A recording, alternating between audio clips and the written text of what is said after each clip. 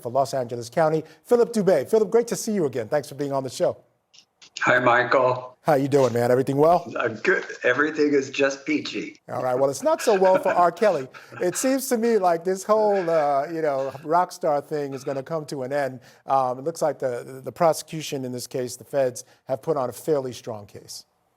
Oh, yeah. I mean, listen, it won't be a surprise if he won't believe that he can't fly. Not to sound trite, okay? However, to be fair, I always preface a lot of my analysis with that. You know, Michael, first of all, I think it's absolutely spectacular that his attorneys gave a 3-hour closing argument. They didn't just waltz into court doing the old soft shoe. They really had substantive things and arguments to make in front of his jury. And that is so commendable. It is so laudable. I only wish they would have done one thing, and that is bring in an industry expert who can explain the social aspect of the music industry so that they understand that, part and parcel of that industry. And by the way, it doesn't have to be R&B, rock, or folk. It could even be the opera world. You got horny men trying to make time, either, with the backstage hands or with co-stars or wannabe starlets or, even the lighting or the mic guy. Who the hell knows? But that's just an aspect of it. And by the way, it's in every industry. It's not limited to, the performing arts. I wish they would have brought somebody in to explain that away. Additionally, think about all the thousands of people that R. Kelly has come across during the course of his career.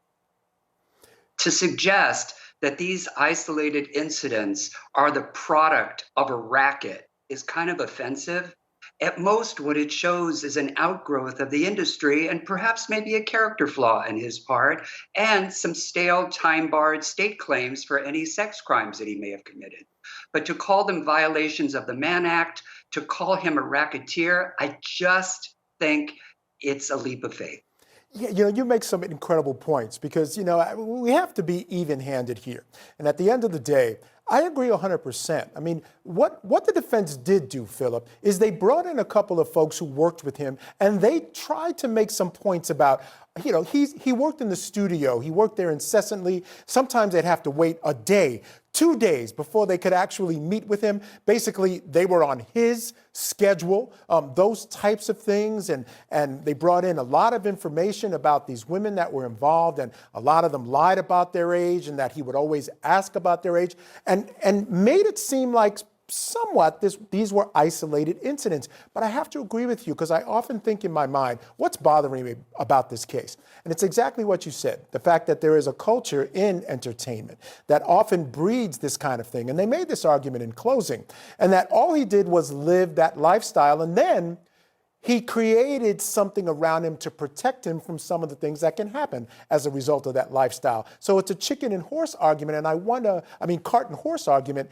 and I wonder if that is how this jury might view it.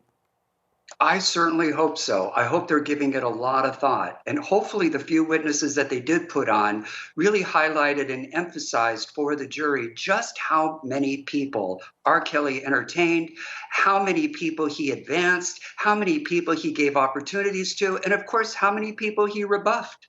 Listen, there are a lot of wannabes out there who have no talent.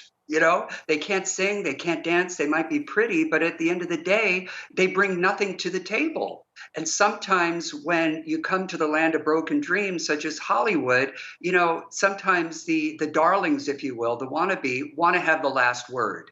And here we are now where R. Kelly is facing life in prison for this. Now, it's not to say that had they timely brought some of those sex charges, that he wouldn't be doing hard time for those, but that's not before us right now. If they were, I could see a jury convicting.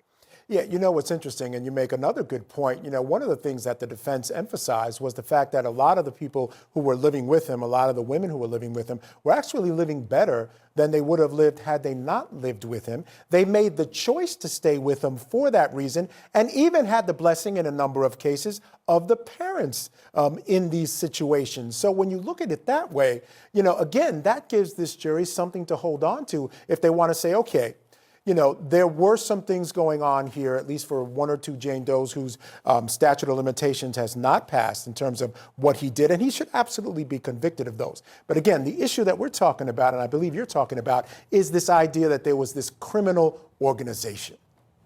Yeah, I mean, it's not like this was, like a money laundering scheme where you've got like a laundromat sign hanging out front, and behind the scenes you've got, bookmaking going on, illegal gambling operations. They're trying to make it look like the R. Kelly music brand was really just a front, if you will, for transporting girls across state lines to pimp them out for prostitution. It's actually kind of offensive, even though some of these girls fell prey to it. Yeah, no question about it. All right, some interesting points there, interesting insights. Truly appreciate that, Philip. As always, you're going to stand by and stick with us. Coming up next, as an arrest warrant is issued for the boyfriend